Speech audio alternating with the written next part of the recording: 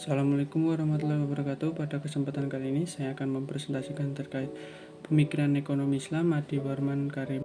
Sebelum kita ke pembahasan yang lebih dalam, perlu kita ketahui siapa Adi Warman Karim tersebut. Berikut biografi Adi Warman Karim.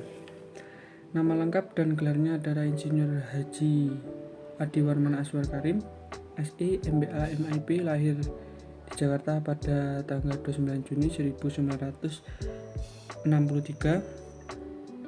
Beliau merupakan cerminan pemuda yang mempunyai hobi belajar. Pendidikan S1 ia tempuh di 2 perguruan tinggi, yaitu UI dan IPB. Gelar insinyur diperoleh tahun 1986 di IPB. Pada tahun 1988 beliau menyelesaikan studinya di European University Belgia, memperoleh gelar MBA.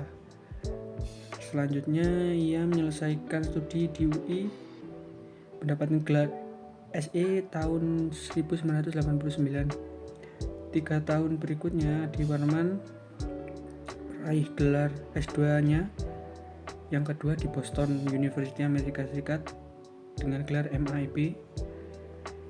Selain itu, ia juga terlibat sebagai Visiting Research Associate pada Oxford Center for Islamic Study. Tahun 1992, Adi Warman menjadi salah satu pegawai Bank Muamalat Indonesia. Jabatannya yaitu Wakil Presiden Direktur. Pada tahun 2001, ia memutuskan untuk keluar dari Bank Muamalat tersebut. Kemudian ia mendirikan perusahaan konsultan yang diberi nama Karim Business Consultant. Seiring perkembangan ekonomi Islam dan perbankan syariah Indonesia, saat ini perusahaan yang dipimpinnya menjadi rujukan dan dari berbagai pertama dalam masalah ekonomi di perbankan Islam atau syariah. Adi Warman dalam mengembangkan perbankan dan ekonomi syariah di Indonesia bukan saja sebagai praktisi, beliau juga sebagai intelektual akademisi. Ia juga menjadi dosen tamu di berbagai perguruan tinggi di Indonesia. Berikut adalah karya-karya dari Adi Warman Karim. Di sini saya menyertakan 4 karya tulisan dari Adi Warman Karim. Selanjutnya, pemikiran ekonomi. Adi Warman menawarkan pemikiran ekonomi Islam sebagai ekonomi yang dibangun di atas nilai-nilai universal Islam. Yang pertama, nilai-nilai tauhid, keesaan, adil, keadilan, khilafah, pemerintah, nubuwah, kenabian, dan ma'ad batun. Tauhid merupakan konsep keesaan Tuhan, memberikan arah bagi pelaku ekonomi bahwa segala sesuatu adalah milik Allah. Manusia hanyalah pemegang amanah. Karena itu, ada sistem pertanggungjawaban bagi setiap tindakan ekonomi. Pada akhirnya, dalam skala makro, prinsip pertanggungjawaban tersebut mendorong terwujudnya prinsip keadilan tersebut, adil ekonomi dalam suatu masyarakat. Akan tetapi untuk merealisasikan keadilan tersebut diperlukan adanya intervensi khilafah, yaitu pemerintah sebagai regulator. Contoh, terlaksananya sistem regulasi yang dijalankan pemerintah dalam masalah ekonomi dapat merujuk pada struktur sosial ekonomi pada masa nubuwah kenabian, terutama era Madinah. Tujuan akhir dari semua aktivitas ekonomi yang tersusun secara rapi melalui sistem tersebut tidak lain adalah maksimalisasi hasil dari prinsip ma'ad atau rotun tadi, yang tidak hanya menggunakan ukuran material tapi juga aspek agama. Dari prinsip tersebut ditarik dalam konteks ekonomi menjadi dasar inspirasi untuk menyusun teori-teori dan proporsi ekonomi Islam. Selanjutnya, cara Adi Warman Karim memajukan ekonomi Islam di Indonesia. Beliau menggunakan pendekatan historis dan fikih. Pendekatan historis untuk menjelaskan sistem kontemporer dengan merujuk kepada ekonomi Islam klasik, terutama masa Rasulullah, kemudian mengkolaborasikan dengan pemikiran-pemikiran para cendekiawan muslim, kemudian mengaplikasikan dalam konteks kekinian atau kontemporer. Selanjutnya pendekatan fikih, yaitu fikih tidak hanya terbatas pada masalah-masalah ubudiyah, tapi cakupan fikih luas, karena fikih juga digunakan untuk menemukan jawaban atau solusi terhadap permasalahan dalam masyarakat yang berkembang pada saat ini. Cara memajukan Adiwal Karim, cara memajukan ekonomi Islam di Indonesia Adiwal Karim itu antara lain, yang pertama kebijakan moneter. Kebijakan moneter ini mengacu kepada kebijakan yang telah dilakukan Rasulullah dan Khulafaur Rasyidin yang dilaksanakan tanpa bunga dalam mendorong pertumbuhan ekonomi dan sekaligus stabilitas. Islam tidak menggunakan instrumen bunga atau ekspansi moneter dalam melalui pencetakan uang baru.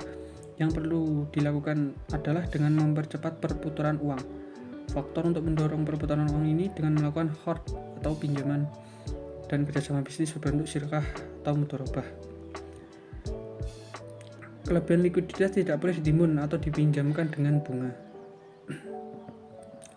Selanjutnya, menciptakan persaingan monopoli yang sehat.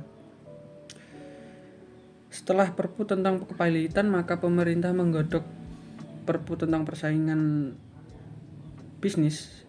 Tujuannya untuk menciptakan iklim persaingan bisnis yang sehat. Dalam ekonomi Islam, siapapun boleh berbisnis, apakah dia satu-satunya penjual atau penjual lainnya. Monopoli sah-sah saja asalkan tidak melakukan ikhtiar atau monopolisering, yaitu mengambil keuntungan di atas keuntungan normal dengan menjual sedikit barang dengan harga yang tinggi. Selanjutnya, kontrol devisa dan ekonomi Islam. Dalam dunia Islam, sistem devisa sudah dilakukan sejak zaman Rasulullah dan Khulafaur Rasyidin dengan menempatkan sistem devisa bebas dengan kurs dinar tetap 10 dirham. Tetapi inflasi tetap terkontrol. Dengan sistem bebas ini, penawaran devisa menjadi elastis dan pasar gelap tidak akan terjadi. Selanjutnya uang. Dengan adanya uang sebagai ukuran nilai barang, uang berfungsi sebagai media tukar. Karena uang adalah media tukar, maka penimbunan uang atau menarik uang sementara dari peredaran merupakan tindakan yang keji dan jahat. Karena tindakan ini berakibat mengecilnya transaksi yang mengakibatkan perekonomian menjadi lesu. Uang mempunyai dua fungsi. Yang pertama, sebagai pengukur nilai, dan yang kedua, media pertukaran bagi sejumlah barang yang berbeda. Selanjutnya, zakat. Dalam zakat merupakan mutiara sistem ekonomi Islam karena banyak terkandung hikmah yang dapat dirasakan. Dengan zakat maka harta tidak diam, jadi selalu berputar dan tidak tertahan pada diri seseorang yang dapat menimbulkan berkurangnya perputaran volume uang di pasaran. Dengan adanya zakat maka perputaran harta kekayaan lebih dinamis. Selanjutnya, bank syariah. Secara umum, bank adalah lembaga yang melaksanakan 3 fungsi utama, yaitu menerima simpenan uang, meminjam uang, dan memberikan jasa pengiriman uang. Meskipun secara institusi, bank belum dikenal pada masa Rasulullah atau Khulafaur Rasyidin maupun pada dinasti Islam yaitu Umayyah dan Abbasiyah, akan tapi fungsi-fungsi bank seperti tersebut telah lazim dilakukan dan tentunya dilakukan dengan akad sesuai syariah Islam seperti akad-akad musyarakah, mudharabah, ijarah, dan masih banyak lagi.